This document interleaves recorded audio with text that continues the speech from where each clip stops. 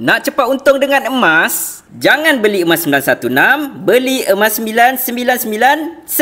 Emas 999 membawa maksud 99.9% kandungan adalah emas pure tulen. Manakala emas 916 membawa maksud kandungan emas hanyalah 91.6% sahaja. Selebihnya campuran logam lain, besi, copper, silver dan sebagainya. Emas 999 kalau kita jual balik, kedai nak beli dengan harga yang tinggi. Tapi kalau emas 916 ni kita jual balik, kedai beli harga rendah je. Yelah, dia nak beli 91.6% ni je. Besi semua dia tak nak. Beli emas public gold tolak hanya 6 hingga 9% sahaja. Tapi kalau emas 916 ni, kedai tolak 20 sampai 30%. Tinggi sangat. Contohlah macam ni, kita beli RM50,000 untuk emas 999 dan juga emas 916. Kemudian harga naik sampai RM100,000. Kalau emas public gold, kita ambillah contoh 9%, public gold hanya tolak RM9,000 sahaja. Tetapi kalau 916 contoh kita ambil yang paling kecil sekali 20%, kita kena tolak RM20,000. Emas 999 public gold tolak RM9,000. Kalau 916 tolak RM20,000. So siapa yang beli emas 999, dia dapatlah untung RM91,000 daripada kenaikan RM100,000. Tapi kalau yang beli 916, dia hanya dapat RM80,000, keuntungan bersih RM30,000 saja. Tengok perbezaannya. Jauh beza kan? Siapa nak beli emas untuk simpanan dan pelaburan, dia kena pilih emas 999. Tapi kalau siapa yang nak berhias, nak cantik-cantik perhiasan,